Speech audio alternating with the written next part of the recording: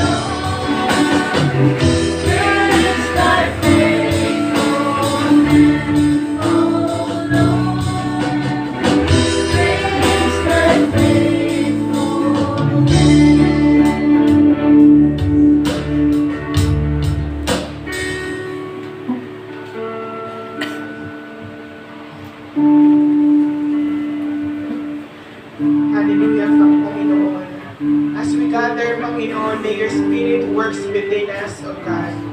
Lord, sa umagang ito, dalangin namin at welcome namin ang iyong banal na Espiritu na humagitna sa aming kalagitnaan, O God, para maranasan na namin, O Diyos.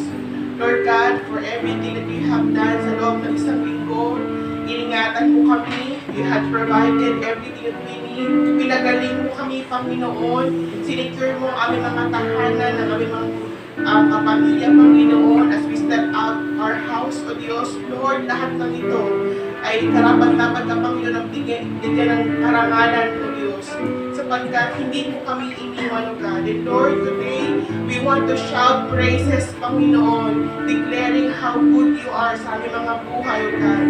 Lord, dalangin namin at bigyan mo kami ng kalayaan to express, Panginoon, ang aming gratitude towards you, O God.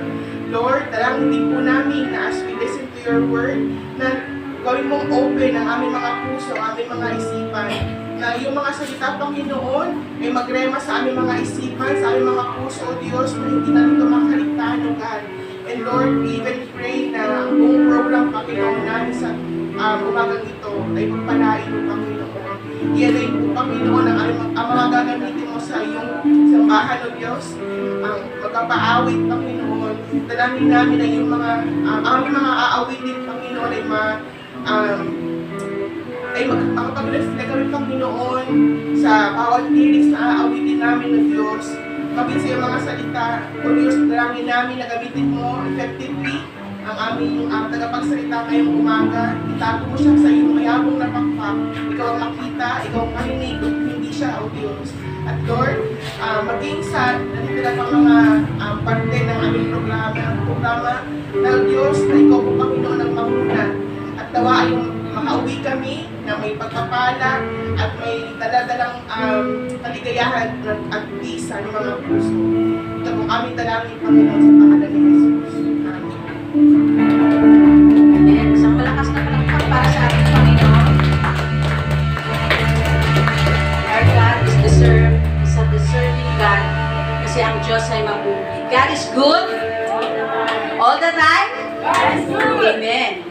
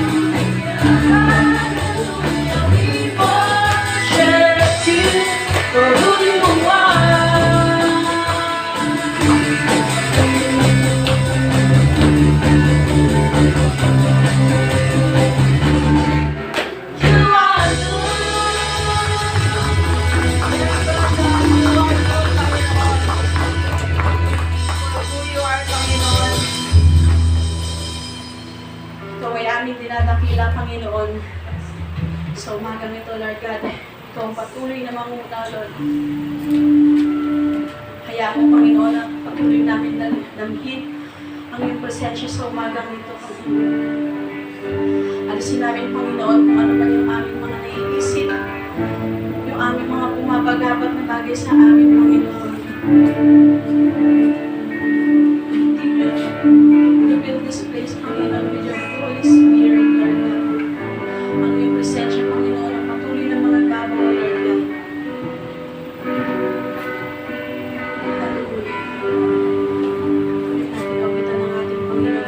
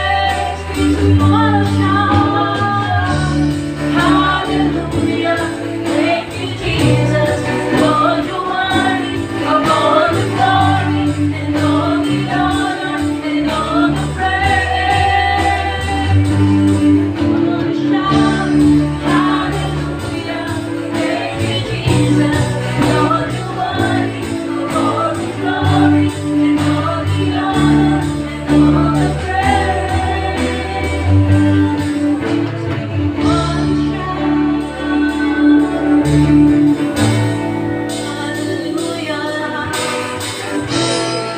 We'll shout you, Lord God. Hallelujah. You are worthy, Lord God. You are worthy, Panginoon. You are worthy of all praises, Panginoon. You are worthy to glorify, Panginoon. You are worthy to be praised, Lord God. Because you are good, good God, Panginoon. You are the best, Lord God. Walang makapapantay, walang makahihigit, Panginoon, sa kadakilaan. Ikaw ay mabuti, Panginoon. Ikaw ay tapat. You never failed us, Panginoon. Hindi mo kami kailanman biniko, Panginoon. Hindi mo kami kailanman pinagkulangan, Panginoon. Pagkus, higit pa, Panginoon, sa ano bang hilingin namin ang kaya mong ibigay.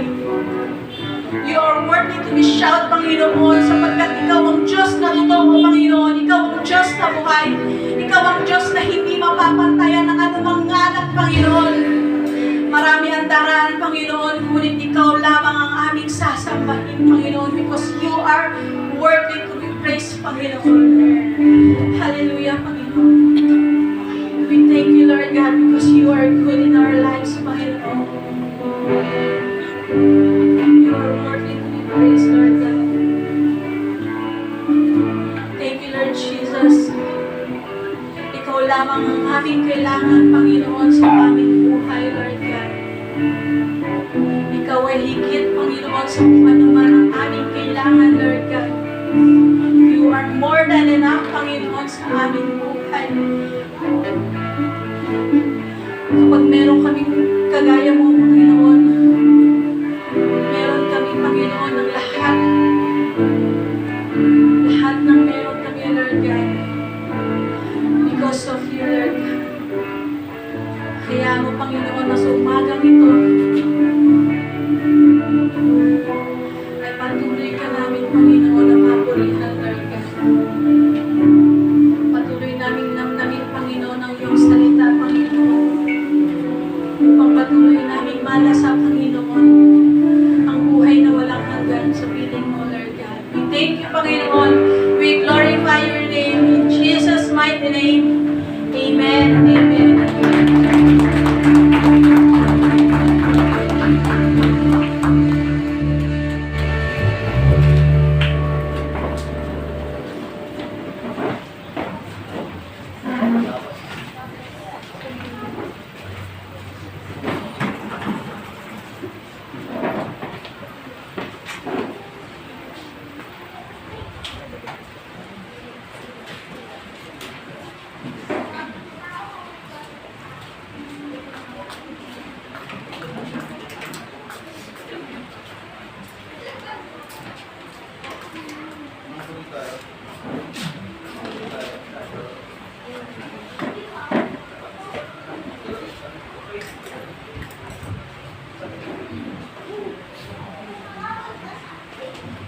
Good morning po sa bawat isa. Purihin ang Diyos at panibagong linggo, panibagong buwan na naman po na ating kakaharapin, ang ating bubunuin. Kumusta po ang inyong unang linggo sa buwan ng Setyembre? Nag-i-start na ba ang decorations? Sumilip na. Nakita ko na sumilip. Sabi dyan pa lang sumisilip. Diyan pa lang ba sumisilip? Padungaw-dungaw lang eh. Ngayon sumilip na. At lumabas na. No? Talagang excited, no? Purihin ng Diyos. At ngayong umaga po ay panibagong series ang ating pag-aaralan sa buwan ng September. At ito po ang Empowering All the Generations for the Great Commission. So, buong taon ay nandun pa rin po tayo sa Great Commission. No? Hindi tayo nawawala. Ilang taon na ba nating pinag-aaralan yung Great Commission na yan? Yung paghayo, no? Maraming taon na. Pero bakit lagi Great Commission ang nais ng Lord na gawin natin? Kasi ito yung command sa atin eh. Ito yung ibinigay ng Lord sa atin para humayo, no? Para maghayag ng salita ng Panginoon. So ngayong buwan po ng September, ating pag-aaralan yung Kingdom Revealed, the compassion, power, and glory of Christ. Yan ang pinaka preaching series ng buwan ng September. At ngayong umaga po ay sa buwan ng mission, ang September po ay mission month. Kung hindi po natin natatandaan. Tuwing buwan ng September, ang tinatakal po natin is about mission. Yung paghayo, no?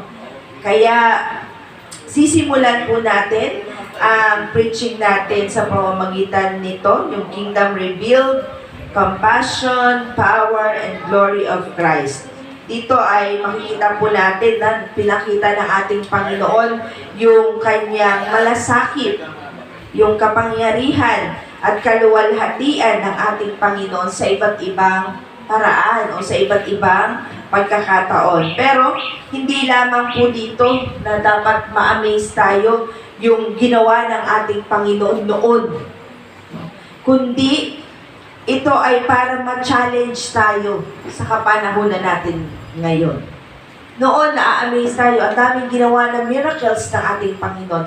Marami siyang ipinakita niya yung kanyang kapangyarihan. Pero hindi lamang dapat ma-amaze tayo. Na, wow, ang galing ng Lord. Ang ano niya, very powerful. Dapat hindi lang ganun, kundi tayo mismo ma-challenge na hindi lang ang Lord ang kikilos, no?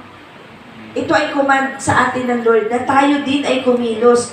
Challenge ito sa atin na every time na ang kingdom ng Panginoon ay talagang maihayag, andoon din tayo, kasama tayo sa paghahayag ng salita ng Diyos. Mas-send out tayo. Ito ang nais ng Panginoon sa atin. Hindi lang tayo manatili dito sa four corners na meron tayo, kundi ang nais ng Lord ay ma-send out ang bawat isa. Madala. Nagkakaroon pa ba tayo ng desire na tayo mismo ay ma-send ng Panginoon? Mahayo tayo ng ating Panginoon. Hindi man dito, pero sa iba't ibang dako ng Pilipinas o sa iba't ibang dako ng mundo. No? Dahil ito ang nais ng Panginoon sa atin. Kapag naranasan natin yung compassion ng Panginoon, yung habag ng Diyos, yung kapangyarihan, yung kaluwalhatian, hindi pwedeng mag-i-stay lang. O mananatili lang yun, no? Dapat excited tayo na maihayag, excited tayo. Sabi nga dun sa kanta, running out. No? Nagmamadali ka pa na ihayag yung kabutihan ng Panginoon. And yung mission o yung paghahayag ng salita ng Panginoon sa atin ay nag-uumapaw. Natural yung flow nito sa atin. To go, to tell, and to serve. So, kinakailangan po natin, paano natin ito magagawa? Kinakailangan ma-encounter muna natin si Lord sa buhay natin.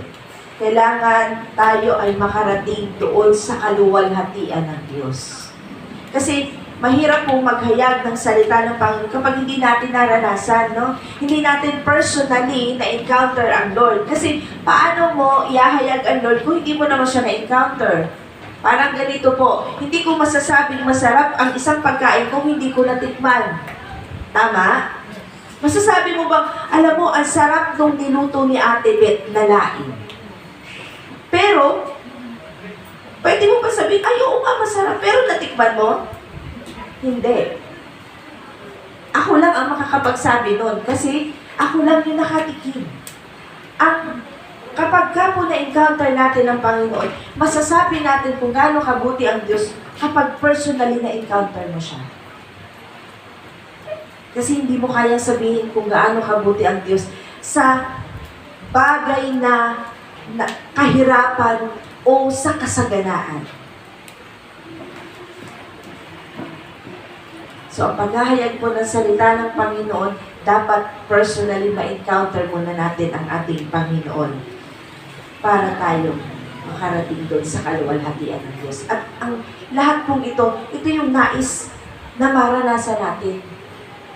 Ito yung nais ng Diyos, maranasan ng bawat isa sa atin, hindi lamang po isa.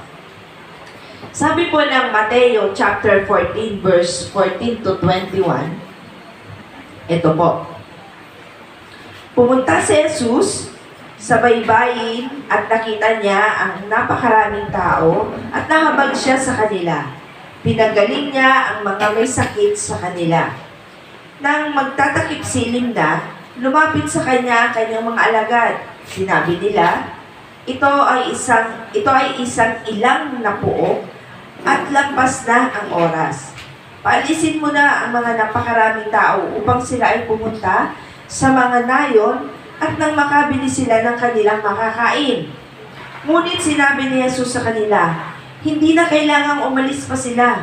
Bigyan niyo sila ng makakain. Verse 17, sinabi nila sa kanya, mayroon lang tayo ritong 5 tinapay at 2 isda. Sinabi niya, dalhin ninyo sa akin ang mga iyan. Verse 19, at inutusan niya ang napakaraming tao na umupo sa damuhan. Kinuha niya ang 5 tinapay at 2 isda. Tumingala siya sa langit at kanyang pinagpala at pinagputol-putol ito. Pagkatapos, ibinigay niya ito sa kanyang mga alagad at ibinigay naman ng kanyang mga alagad sa napakaraming tao. Kumain sila lahat at nabusog. Hindi po nila ang mga lumabis at nakapuno ng 12 bakol. May mga 5,000 kalalakihan ang mga kumain bukod pa sa mga babae at mga bata. Tayo po'y manalangin. Aming Panginoon, salamat sa pagkabasa ng iyong mga salita. Pagpalain mo po ito, Panginoon. Hayaan mo po, nabigyan mo kami ng karunungan, ang bawat isa sa amin, upang higit po namin maunawaan ang iyong mga salita. Ang bawat detalye, ang bawat nakasaad dito, Panginoon, magkaroon sa amin, Panginoon, na revelation, O Lord God. At Lord, hayaan mo din po, Panginoon, na ang bawat isa sa aming pakikinig, ikaw po, O Diyos, ang mapagpala. Purihin ka aming Ama, sa pangalan ni Jesus. Amen. So, ito po yung story na nagsimula yung kay John the Baptist, yung pagkamatay ni John the Baptist. No? So dito po ay pagkatapos nung pagkamatay ni Juan Bautista, nagbigay sila ng karagdagan. Ang ating Panginoon ay nahabag. Kasi yung pagkamatay ni John the Baptist, kung titignan natin, hindi naman siya talaga makatarungan. No? Hiniling lang, winish, how I wish. No? Parang ganun lang yung kanyang pagkamatay. Hindi ang pagkamatay ni John the Baptist ay hindi katulad ng ibang mga apostol.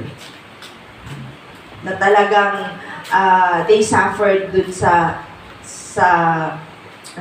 pangungutya, no?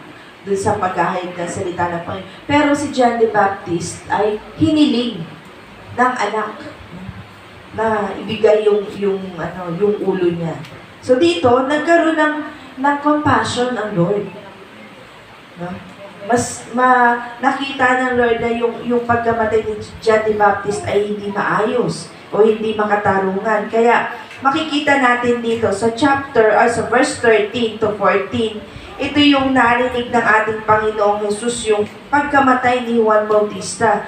Kaya sa pamamagitan nun, umalis siya.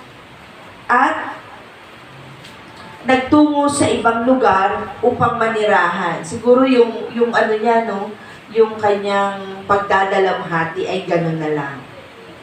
Parang ayaw na niyang maalala o ayaw niyang doon sa lugar na yon ay ang kamatayan ng isa sa kanyang mga nagbautismo sa kanya. Kaya umalis siya. So anong ginawa niya? Siya'y nanirahan sa ibang lugar, tapos narinig ng maraming tao yung kanyang pag-alis. At anong ginawa ng mga tao? Sinundan siya. Kasi gano'n naman noon eh. Nung panahon ng ating Panginoong Sus, kung saan merong marinig silang balita, bumahayo sila, pumunta sila. So yun ang ginawa nila sa pamamagitan ng paglalakad, sinundan nila ang ating Panginoong Jesus. Imagine niyo po yung gano'ng kalakad, no? Wala pang transportation eh. Ang transportation na lang nila noon ay pagsakay sa mga hayop, sa mga, di ba, tawag yun? Ayun, yung mga camel, no? Yun yung ginagamit nila ng paglalakbay.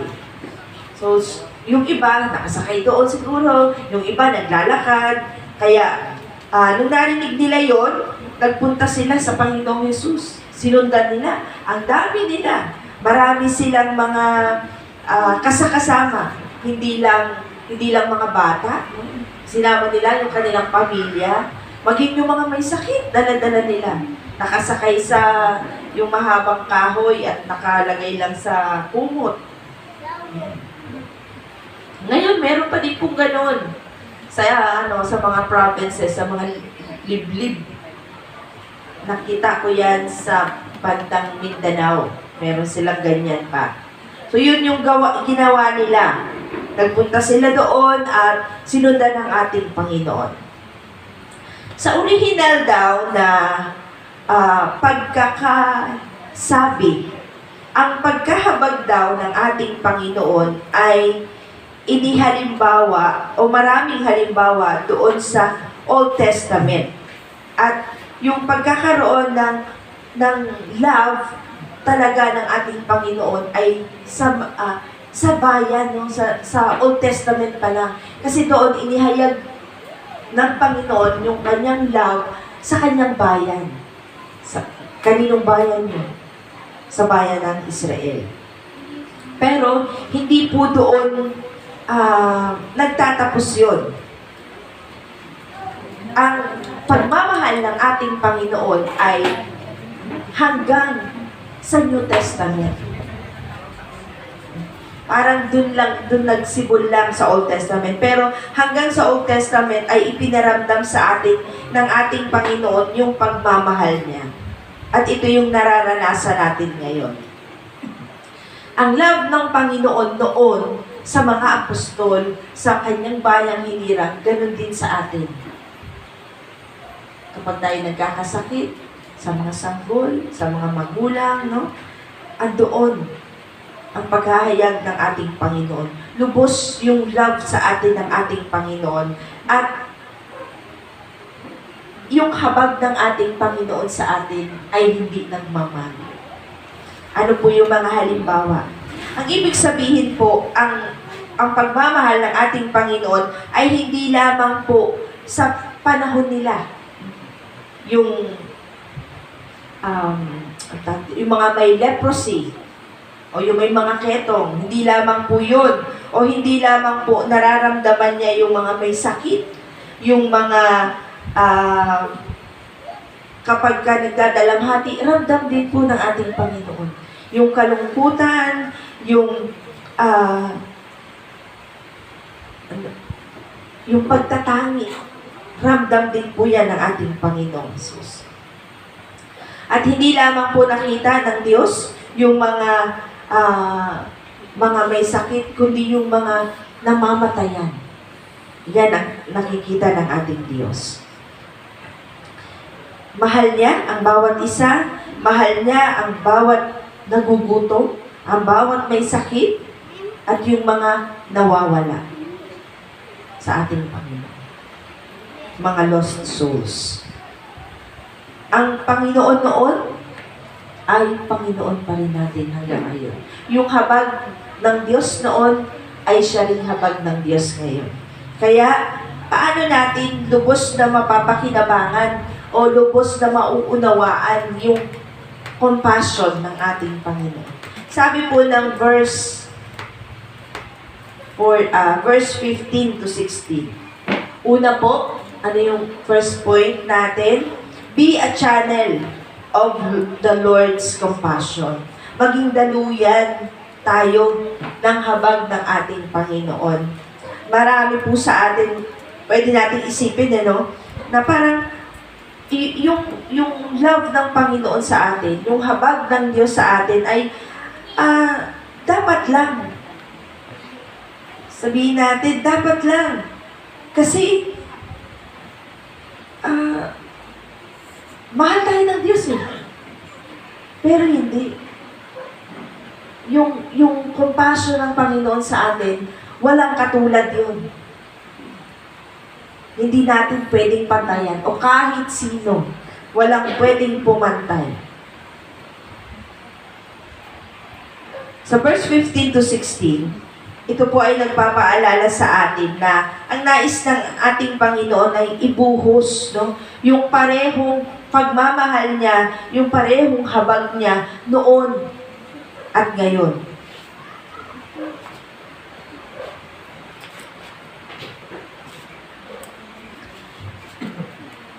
Pag binasa natin ulit yung verse 15 at 16, parang pag tinignan natin yung command ng Lord, yung sinasabi ng Lord doon na bigyan nyo sila ng pagkain. Huwag nyo na silang paalisin. Bigyan nyo sila ng makakain. Pagka inisip natin yon, ano ang pwede nating maisip? Ha? Ano? Ano ba yan? Cargo pa namin. Bakit kami magpapakain? Kasi sabi ng Lord, wag na. Sabi ng mga alagad, Lord, pwede bang sabihin mo sa kanila, umuwi na lang sila, dami-dami nila. Paano tayo, ano kakainin natin? Ang dala lang namin, siguro yung yung mga apostol niya, ang dala lang nila ay pagkain lang nila. Binigyan lang nila si Lord ng konti. Inamutan lang si Lord ng konti. Tapos sabi ni Lord, huwag yun na silang paalisin, dito na sila kumain. Anong papakain namin? Ano ba yan si Lord? Pero, anong ginawa ng ating Panginoon? Sabi ng mga alagad, ang dami-dami nila. Pagka po tinignan mo yung historical background, yung talagang history niya, at sa mga commentaries, hindi lang daw yun 5,000. It's more than 5,000. Possible na triple yung mga tao na yun. Kasi po sa kanila, pag pumunta, talagang, anong tawag doon? Bultuhan. Hindi lang po isang pamilya, barangay. Pagka talagang umalis sila. So, ibig sabihin po, itong mga tao na to, hindi lang mga nanay nila, mga tatay, kasaksama po siguro mga lolo, mga auntie nila, mga anak, kaapu-apuhan. So, ibig sabihin, more than 5,000. Imagine niyo po, magpapakain, may dumating na hindi nyo naman invited. May dumating sa bahay niyo, kumakain na kayo. Tapos, dumating, hindi nyo naman invited. Ngayon, paano nyo pakakainin yung ganun? Sasaratin na talaga yung bahay. Sa Amerika po, ganyan eh. Pag hindi ka invited, kahit po sila, kahit dumating ka na kumakain sila, pauuwiin ka muna. Kung ang pinuntahan mo ay hindi bahay ng Pilipino, pauwiin ka muna. Talagang literal na pauwiin ka. Kasi hindi ka invited, hindi ka nagpasabi na ikaw ay pupunta sa bahay nila. Pero kung Pilipino yan, pasok. Kahit walang pagkain yan, gagawa ng paraan. Sa kanila, talagang wala eh. Sabi ng mga apostol, ng mga alagad ng ating Panginoon, wala kayong ibibigay. Ano ba? Pero, ano po ang ginawa ng ating Panginoon? Sabi niya, Anong meron kayo? Dalhin nyo sa akin. Anong meron yung bata? 5 tinapay at 2 isda. Sabi mo, paano kaya nangyari na yun ay dumami? Alam niyo po, pinag-aaralan namin to sa Bible School nung nag-aaral po ako. Grabe po yung balitaktakan talaga namin dito. Muntik na pong may umuwi sa amin at talagang mag-give up na. Kasi, ang ganda pala niyang aralin. No? Kapag talagang pinag-aralan mo siya ng gusto, makikita mo yung kapangyarihan ng Panginoon eh. Yung pananampalataya na hindi kayang sukatin. Sa katotohanan naman talaga, possible na hindi. No? Hindi siya dumami. Pero bakit? Yung kapangyarihan ng Panginoon nandun. Compassion. Ano nangyari? May compassion. Pinapakain lang naman. Yes, merong 5 loaves of bread. May 2 pieces of fish. Pero, ito po ay pinanalangin ng Panginoon. Bakit siya dumami? Maaaring yung iba ay may dala. Ibinahagi nila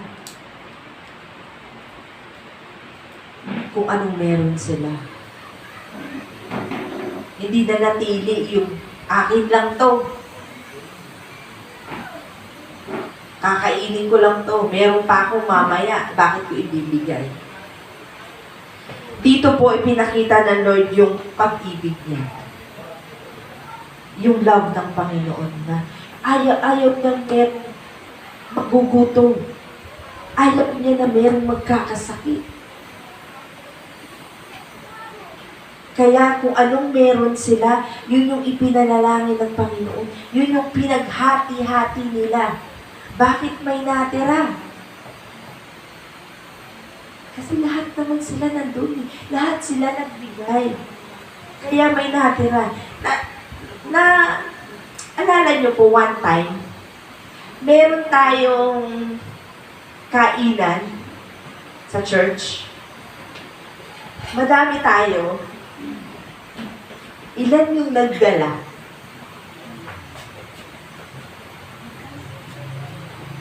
Sa likod po, nagbubulungan kami doon. Hindi ko maalala kung sino yung kasama ko sa likod. Sabi, alam, Pastora, ang dami po natin, ang konti lang po ng pagkain, ang konti lang po ng nagdala. Alam niyo po, kumain lahat. Tama? Wala namang hindi na kumain eh. No? Wala lang Sharon. Pero kumain lahat. Ano ibig sabihin? Alam niyo po, ang Diyos ay talagang makapangyarihan. No? Sa maraming bagay, pinapakita ng Diyos. Kung papaano niya pinapakain. Kung papaano yung love ng Lord nandoon. Paano pala kung akin lang to, dinala ko lang to. Ako lang kakain nito, bala kayo, wala kayong dala eh. No? Sa Panginoon, ganun po yung ginawa niya. No? Ipinanalangin niya. At sabi niya siguro, nung panahon na yan, sino pang meron? Dalhin niyo dito. Pagkatapos niya ipanalangin yung 5 piraso ng tinapay at 2 piraso ng isda, sabi niya siguro doon sa, sino pang meron dala? Dalhin niyo dito. Lahat sila nagdala. Napuno. Sobra-sobra pa.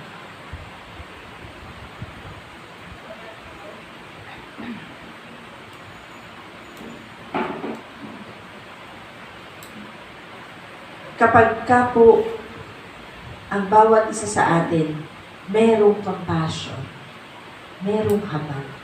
Hindi po pwedeng hindi kakikilos para sa Panginoon. Hindi pwedeng ang puso mo ay hanggang ganun lang. Meron at meron kang iaabot para sa Panginoon. May isang illustration po na may isang kwento. Meron daw pong natagpuan si Charles Allen. Ito po ay isang mahusay na halimbawa sa isang kwento kung papaano siya nagkaroon ng love sa kanyang kapwa, sa kanyang kaibigan.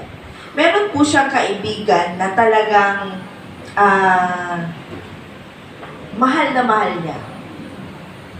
Ang taong ito ay itong si Charles Allen ay meron siyang kaibigan na sobrang mahal na mahal niya. Yung kaibigan niya, sa sobrang pagmamahal niya, ay kahit ano po gagawin niya talaga. Sobrang mahal niya ito. Pero nagkaroon ng problema yung kaibigan niya at gusto niyang magpakamatay. So, ang ginawa ng kaibigan niya, tumalon siya sa ilog.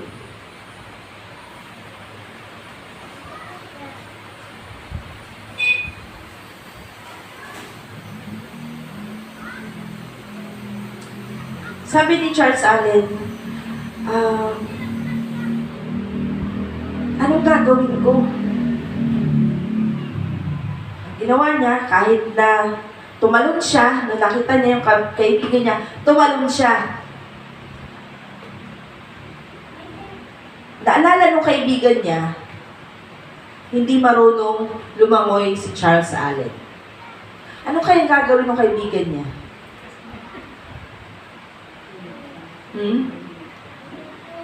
Iniligtas niya si Charles Allen. Kasi alam niya na hindi marunong lumangoy. Minsan, parang kung titignan natin, para nakakatawa yung story. Kasi tumalong ka, hindi ka naman marunong lumangoy. Pero, ano yung nandun sa puso niya, ni Charles? Dahil mahal niya yung kaibigan niya na gustong magpakamatay, hindi natuloy yung pagpapakamatay. Kasi nga, tumalon siya. Hindi siya marunong lumangoy. Sa halip na iligtas siya, yung kaibigan niya, anong ginawa? Siya ang niligtas. So, hindi natuloy yung kanyang pagpapakamatay. Doon makikita natin, yung love ng kaibigan niya, wagas. Naalala ko po nung si Pastor Andy ay nalulunod. Nung unang namin, nalulunod siya. Parang gusto ko tumalun. Kaso naisip ko, hindi talaga ako marunong lumangoy. Kaya, iba yung tumulong sa kanya. Minsan po may ganong pagkakataon tayo sa buhay natin. Gusto natin, yung sobrang mahal natin, tutulong at tutulong tayo kahit minsan kahit wala na. Kahit last, coin sa pocket mo, ibibigay mo. O kahit na last na kakainin mo na lang, ibibigay mo. Kasi merong love. May habag. Yung ginawa ni Charles Allen, parang parang uncommon. Hindi siya basta gagawin yun ng isang tao na walang pagmamahal sa kanyang kaibigan. Yung totoong pagmamahal sa kanyang kaibigan. Kasi maaari, sige, okay lang. Wala siyang malalim na relasyon. Pero ito, meron siyang malalim na relasyon. Ang Panginoon sa atin, gaano ba kalalim yung relasyon natin sa Diyos? Malalim ba? Mababaw ba? Yung pagmamahal natin sa ating Panginoon? Ang gumawa ng isang bagay na unusual, ito ay pagkakaiba. ipinapakita natin yung pag-ibig natin, yung pakikiramay sa ibang tao, pagpapahayag natin na kaya nating isakripisyo yung ating sarili para sa kanila o para sa ating kaibigan. Maaring gamitin ng Diyos ang mga tao na katulad nito. Meron silang puso, no? Sa kabila na kung anong wala sila o kung anong meron sila, ipinapakita nila yung ang Panginoon ay posible sa lahat ng bagay. Ang Diyos ay kaya niyang gawing imposible ang mga bagay, kaya niyang gawing posible ang mga bagay na imposible. At dito makikita natin yung habag ng Panginoon. Tayo, bilang mga mananampalataya ng Diyos, hinahamon tayo ng Panginoon na maging channel yung compassion ng ating Panginoon. Ano yung application sa salita ng Diyos? Do we have compassion like Christ in our lives? Meron ba tayong compassion katulad ng ating Panginoon? Or how can we develop a compassionate heart? Paano natin ma-develop yung compassionate heart? Yung talagang puso, no? Na katulad sa puso ng ating Panginoon. Pangalawa po, put everything under the Lord's control. Verse 17 to 18. Dapat po ang lahat ng bagay ay kontrolado. Dapat hawak ng Panginoon. Ang buhay ba natin, pinapakontrol natin sa Diyos? Ibinibigay ba natin ang buhay natin talaga sa Panginoon? Ang Diyos ba ang nagkokontrol ng buhay natin? O tayo ang kumukontrol ng buhay natin? Tayo ang nagmamaniobra ng buhay natin? Kung saan natin gusto, doon tayo pupunta. Sabi ng Lord straight, ay ayok Lord kanan ako.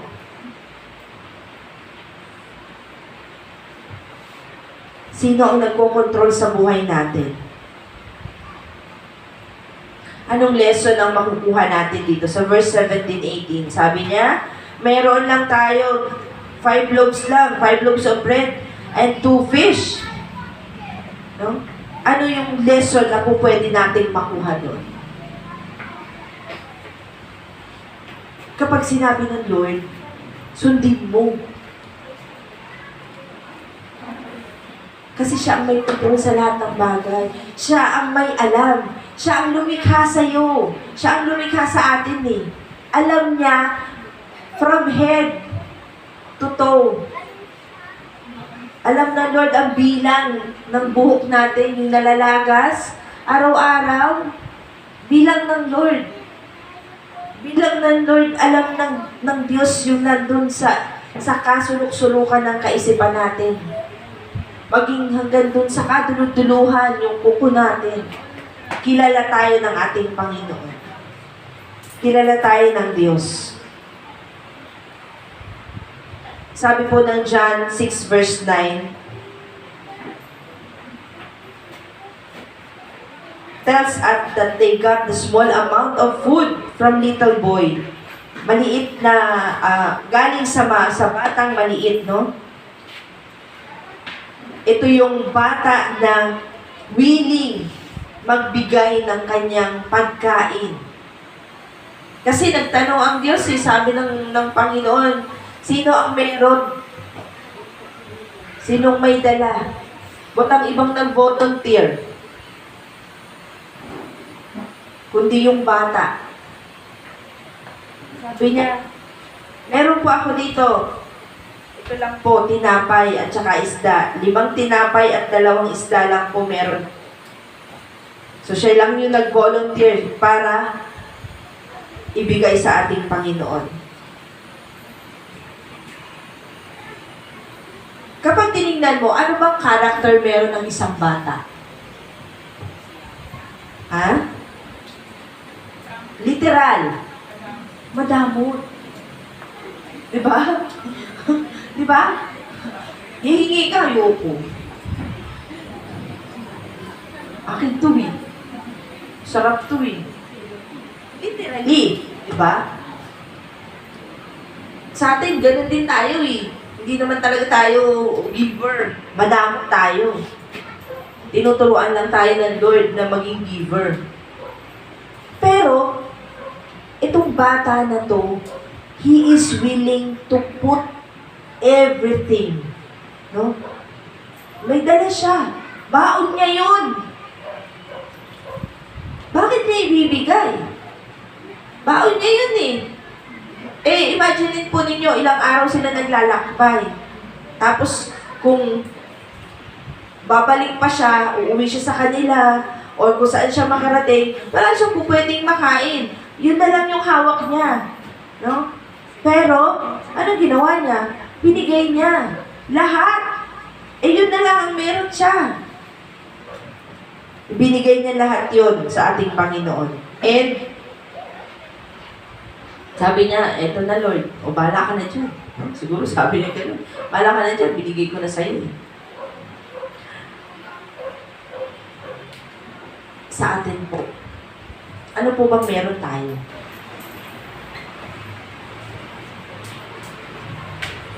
Sobra-sobra ba na meron tayo?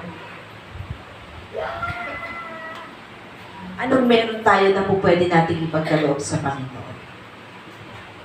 Everything, ibibigay mo para sa Panginoon.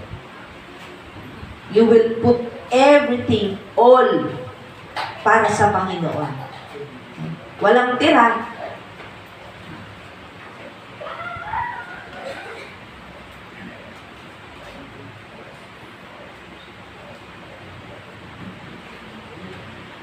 Hindi natin kinakailangan meron tayong malaking bagay para ipagkaloob natin sa ating Panginoon. Kasi maliit ng bagay, di natin kayang ibigay. How much more yung malaking bagay na meron ka? Lalo hindi natin kayang ibigay. Naalala ko po, kapag naghahandog ng bata, laging sinasabi sa magulang, are you willing na ibigay ang batang ito kapag siya'y tinawag ng Diyos sa paglilingkod? Minsan may hesitation, tama. Kasi pagkakaloob mo siya sa Lord, kung tawagin siya maglilingkod, magpastor, ang gusto ko sa batang ito, engineer, doktor, abogado, mathematician. No? Kasi may pangarap ka para sa anak mo. Ang hirap nating ibigay. Kasi malaki yun. Hindi yun maliit na bagay. Kapag hiningi ng ating Panginoon. Anong meron ka na ibibigay mo sa Panginoon kapag hiningi yun ng Diyos?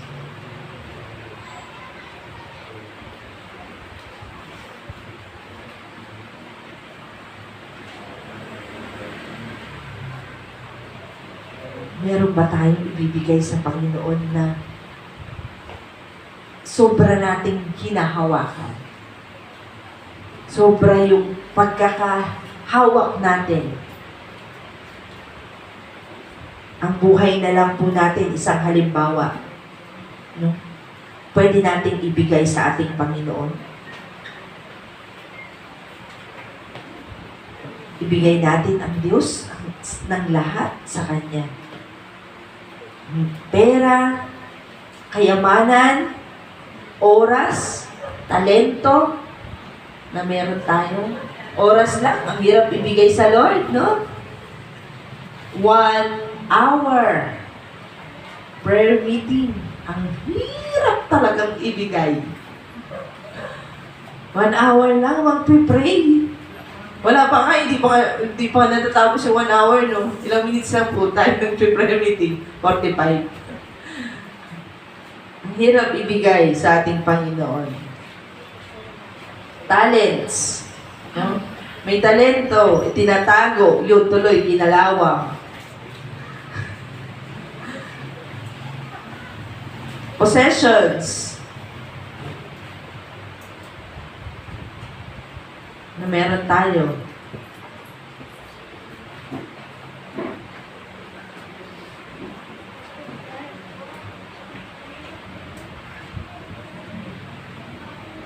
Hayaan po natin na ang Diyos ang mag-control sa buhay natin.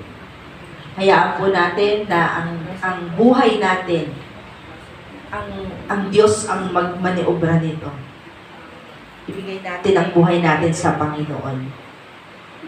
Give the Lord control of your life, and He will get you to the right place at the right time. Right place at the right time.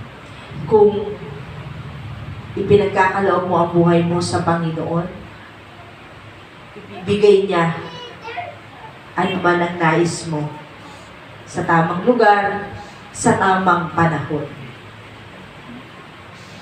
Kasi ang Lord, hindi siya laging huli. Sasabihin natin, Lord, late ka naman. Hindi. May tamang panahon ang ating Panginoon. May tamang lugar ang ating Panginoon. Last 2 weeks po ay galing kami sa Tanay.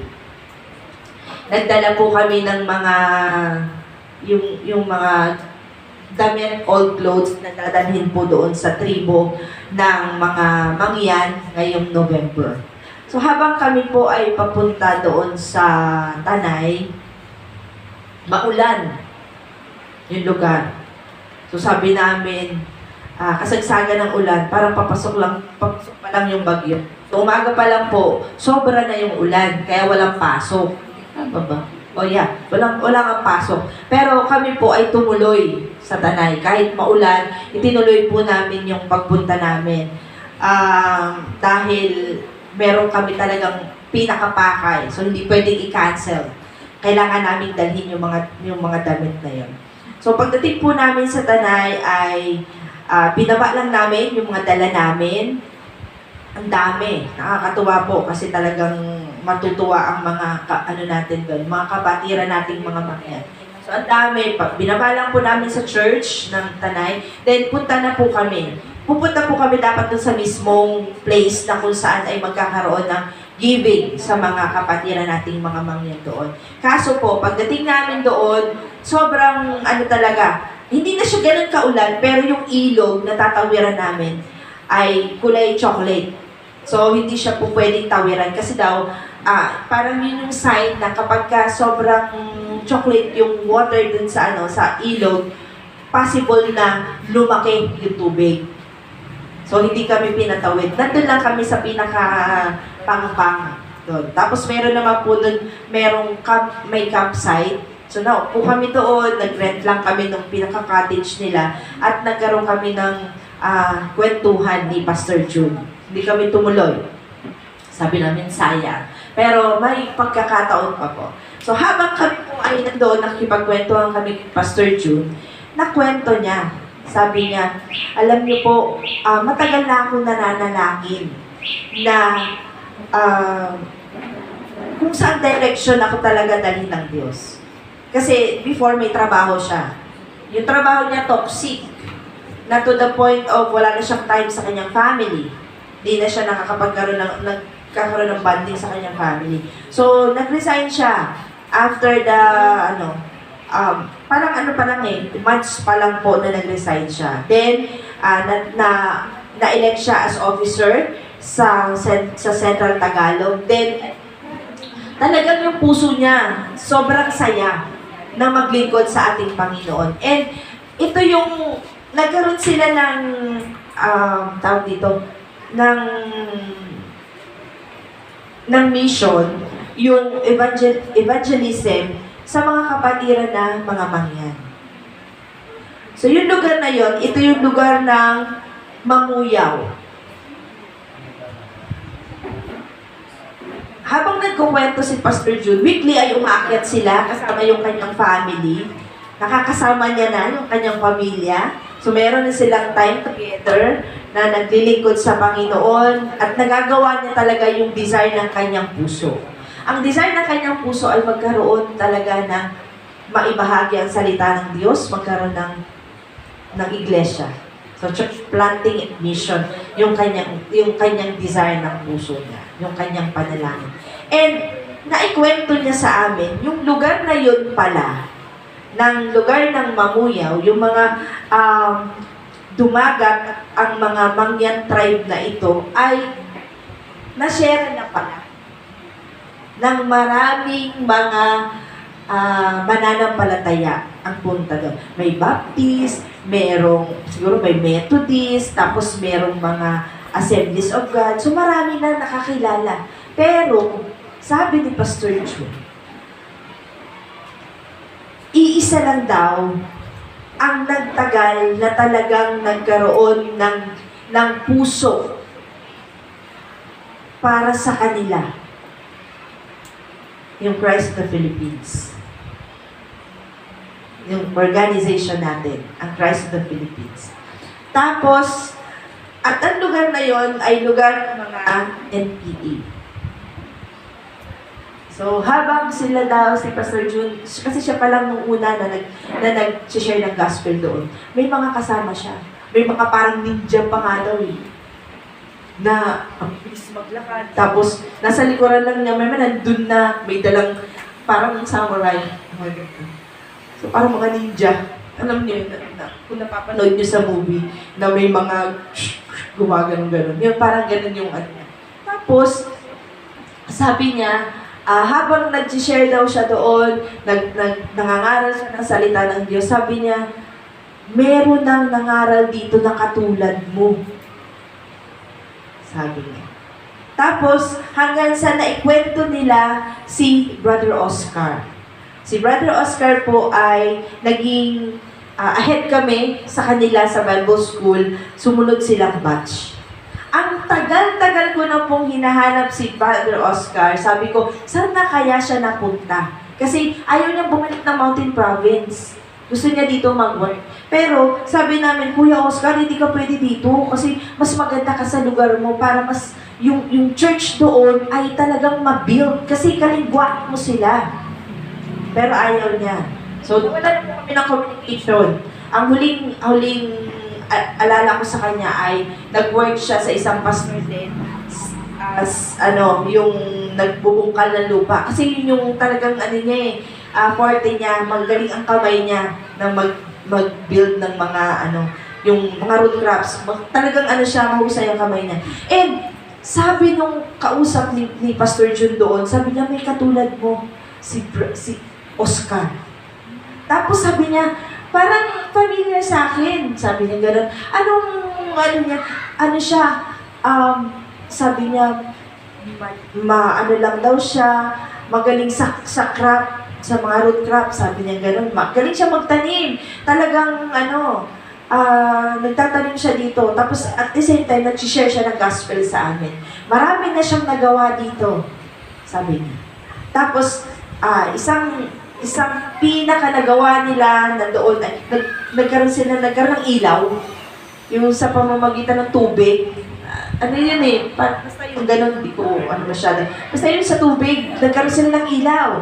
So, parang ganun, parang generator na sa pamamagitan ng tubig. Kaya talagang sabi niya, tapos naalala ni Pastor June, sabi niya, teka lang, yung Oscar ba pong sinasabi niyo ay nag-galing sa Tanay? Sabi niya, oo, nanggaling daw siya doon, nag-aral siya, pero galing siya sa bundok. Sa Mountain Province po yun. Doon siya nanggaling. Tapos, nung pinakita niya yung picture or basta nakilala nila, sabi nila kay Pastor June, you are welcome sa lugar na ito. Pwede kang dumaan dito na hindi ka maaano. Ngayon po, nakakatuwa kasi mag-i-start na po yung school sa mundo na napakatagal na pong hinihingi nung school sa baba na magkaroon sila ng branch sa mundo. Para po yung mga bata na 3 oras hanggang 4 na oras bumababa para makapag-aral, hindi na sila doon na po sila.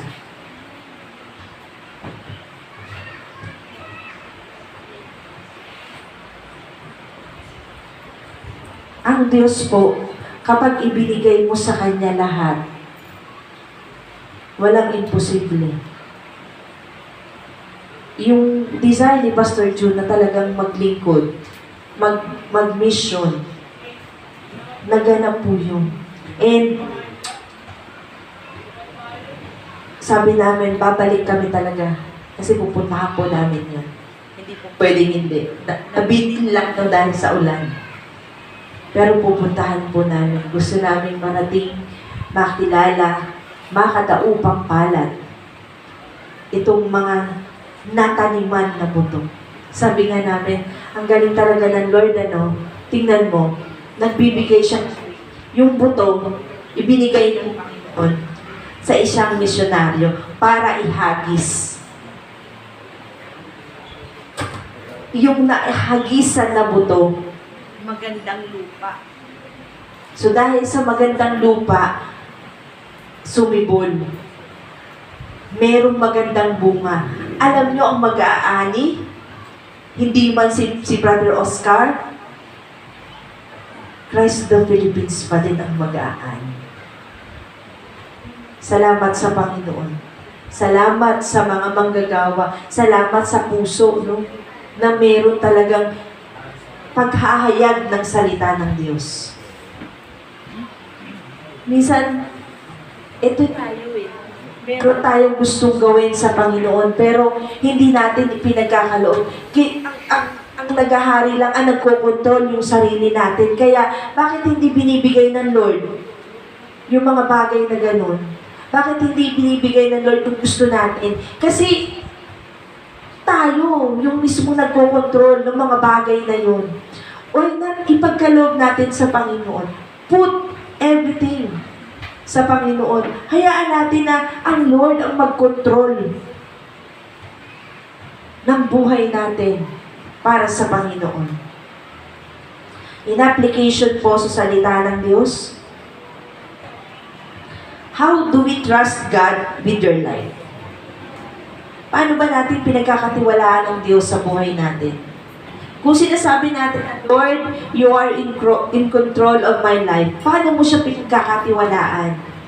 Talaga bang ang Diyos ay ipinagkaloob mo sa Diyos ang buhay mo para siya ang mag-control? Kasi kung pinagkaloob mo ang buhay mo sa Panginoon, you will trust the Lord. Pagtitiwalaan mo ang Diyos sa buhay mo. How do You know God is in control of my life. Paano mo nalaman? Paano mo malalaman na ang Diyos control sa buhay mo?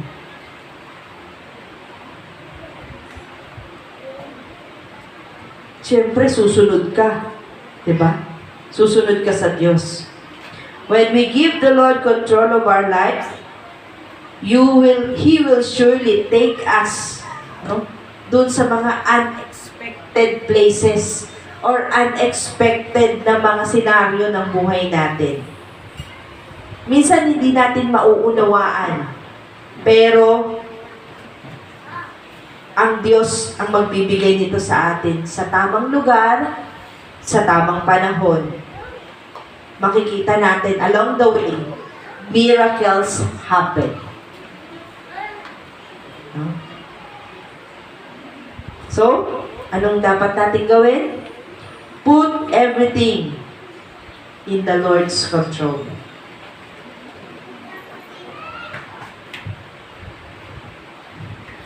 Last point po. Follow the Lord's command, verses 19 to 21. Ano ba yung command ng ating Panginoon?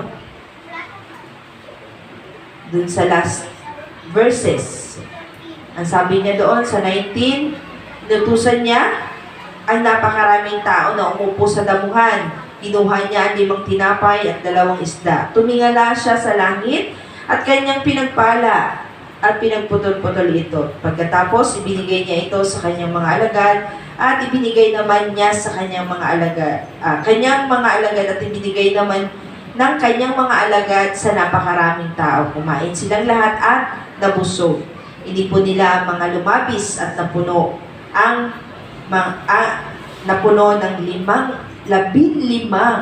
12 bakul. 12 baskets. At may 5,000 kalalakihan ang kumain at bukod pa sa mga bata. So, yung pagsunod nila sa Panginoon. So, sabi ng Lord, okay, meron na tayong tinapay, meron na tayong isda, kumain na tayo, umupo kayo. At pagsasalu-saluhan natin ang mga pagkain ito. Sumunod sila sa ating Panginoon. Hindi sila nagdalawang isip na, hindi nila sinabi na, kaya? Makakakain kaya tayong lahat? Walang pagdadalawang isip, kundi sumunod sila sa ating Panginoong Jesus. At binless ng Panginoon ang mga pagkain ito, sumobra pa, madami pang natira, 12 baskets pa yung natira, at yun yung kinain nila, no? Habang baon-baon nila habang sila ay naglalakbay pa ng maraming araw.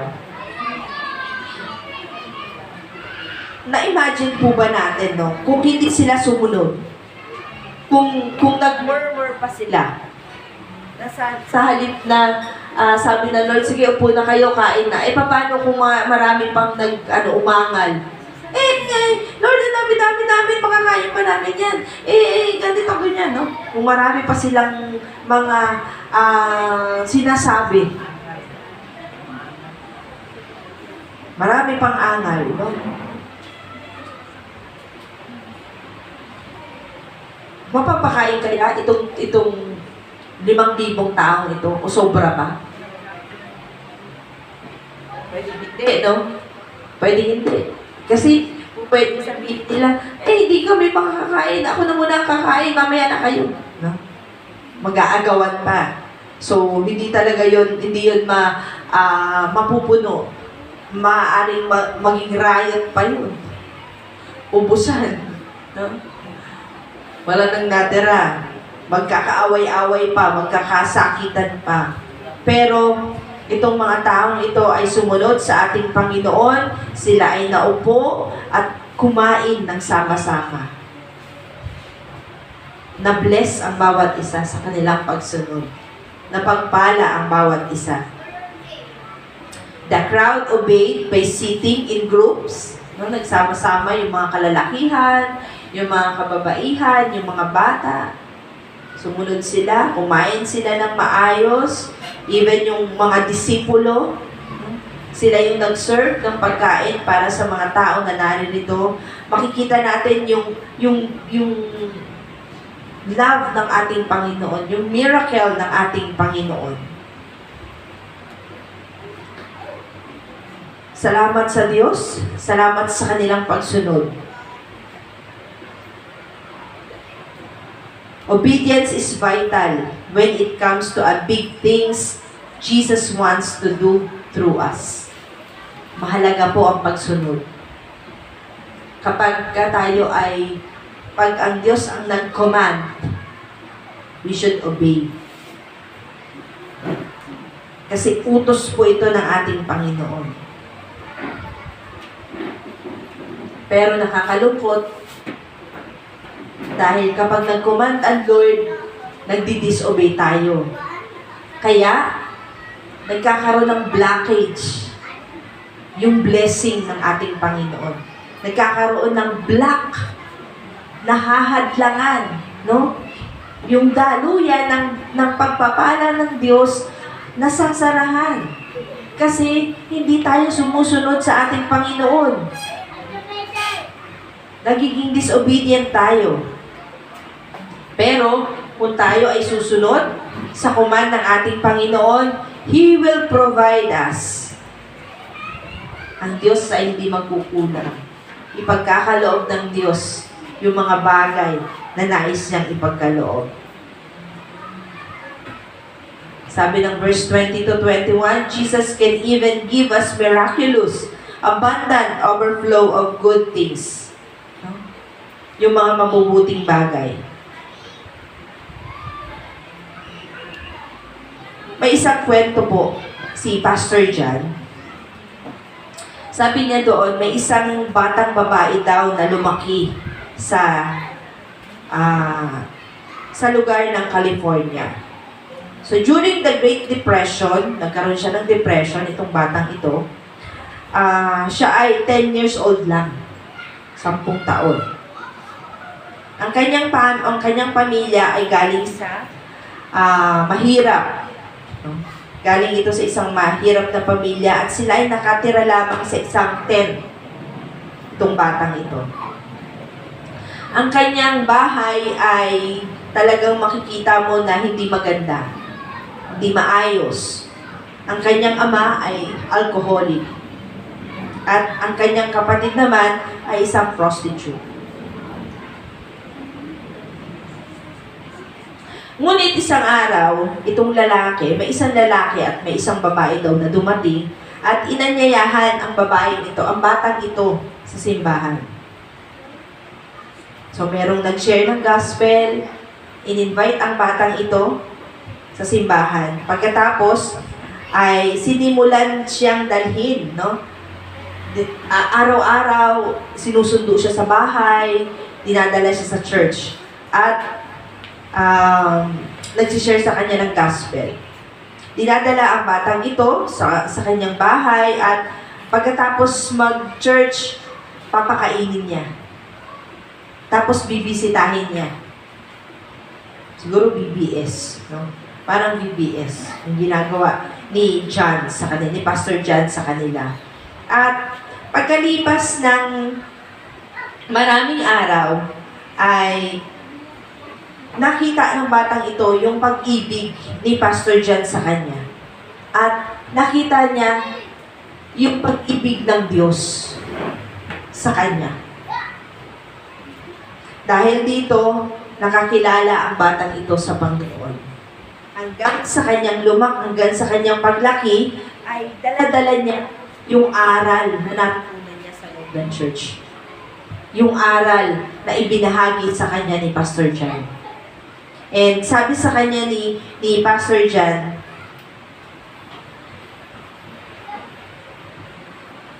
hindi magtatapos ang pag-ibig ng Diyos sa'yo na ganun lang.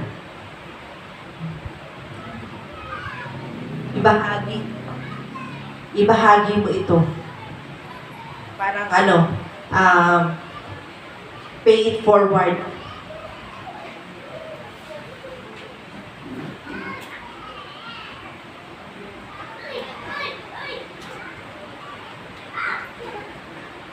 Ang kwento ni Pastor John ay kwento ng kanyang lola. Yung batang yun na kinukwento ni Pastor John, yung lola niya. Bakit siya naging pastor? Dahil dun sa bata na nasharean ng gospel.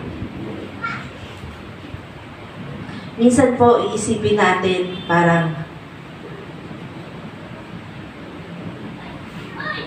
mag-share tayo walang nangyayari. Pero meron po. Ang Lord lang ang magbibigay sa atin ng panahon, ng tamang pagkakataon, ng tamang oras, no? Kailan sila aanihin. Hindi man tayo ang aani sa kanila, pero may aani at aani para sa kanila. Hayaan po natin na ang mga binabahagi po natin na salita ng Diyos sa mga kaibigan natin, sa kakilala natin, anak natin, sa mga bata na tinuturuan natin. Hayaan natin na ang Diyos ang mangusap sa kanila.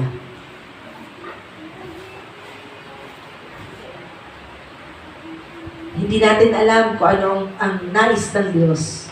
Hindi natin alam kung ano ang plano ng ating Panginoon. Isang miyembro ng pamilya natin na nakakilala sa Panginoon, marami ang magiging bunga. Kami po sa pamilya namin, si Lola, siya ang laging nag-share ng gospel. Si Lola Lita. Si Lola Lita po ay kapatid ni Tatay Gundo, ni Lolo.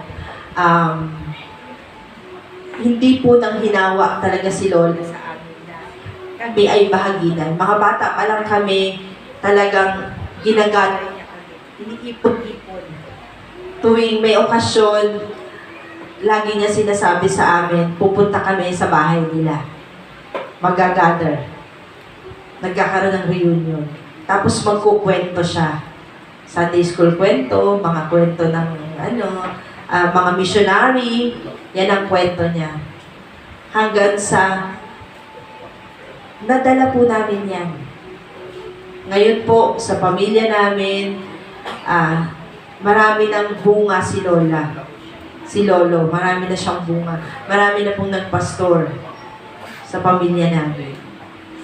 Ibig sabihin lang po, ang paghahayag ng salita ng Diyos, hindi nawawalan ng kabuluhan. Isang pamilya, pero isang tao, buong pamilya ang kasama. Kaya po, sa atin, paano ba tayo susunod sa ating Panginoon? Paano ba tayo mag-o-obey sa ating Panginoon?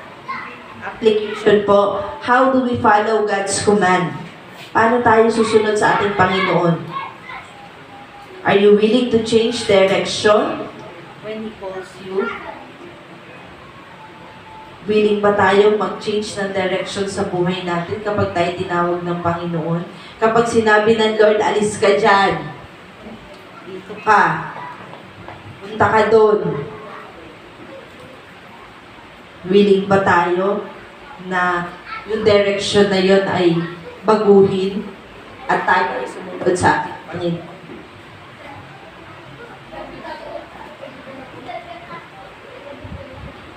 In conclusion po, how to make the most of God's compassion in your life? Be a channel of the Lord's compassion. Put everything in His control and follow His commands more closely every day. Follow God's command more closely every day. Sana po sundin natin ito, no? Kung ano yung sinasabi ng ating Panginoon. Kung ano yung naririnig natin sa Panginoon. Huwag tayong magbinibinihan. Umpisahan po natin na kung po tayo ay nangungusap ang Diyos, sumunod po tayo. Sundin natin ang Diyos. Kasi after po noon, may blessing ang ating Panginoon. Bakit nahahadlangan ang blessing ng Lord? Tayo mismo kasi ang naghahadlang nun eh. Tayo ang nagbablock sa blessing ng ating Panginoon. Gusto natin pagpalain tayo ng Diyos. Gusto natin abundantly. Pero, binablock naman natin yung daluyan ng blessing na yun. Why not sumunod tayo sa Panginoon? Para yung block dun sa daluyan na yun, maaalis. Continuous blessing, overflowing yung blessing ng ating Panginoon. Let us all stand.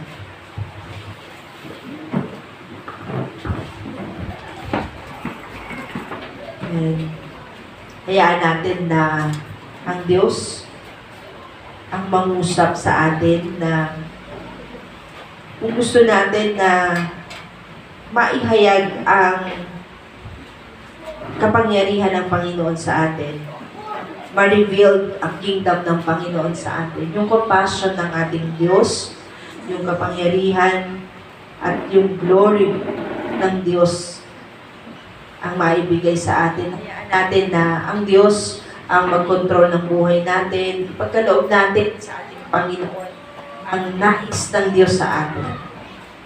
Purihin ka, aming Ama.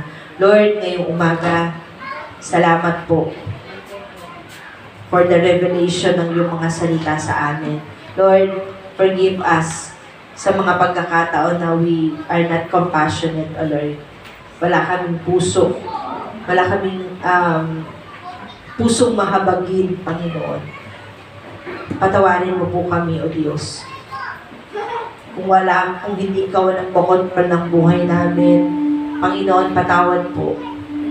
Kung hindi po namin ibinibigay ang lahat na meron kami, kung lagi kami may reservation sa sarili namin, Panginoon, patawarin mo po kami.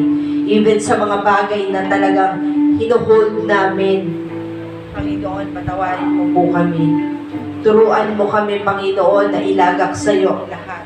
Ibigay sa iyo, Panginoon, maging ang buhay ng aming mga anak, Panginoon, ay ipagkaloob namin sa iyo, O Diyos. Huwag naming hadlangan ano man ang plano mo sa kanila.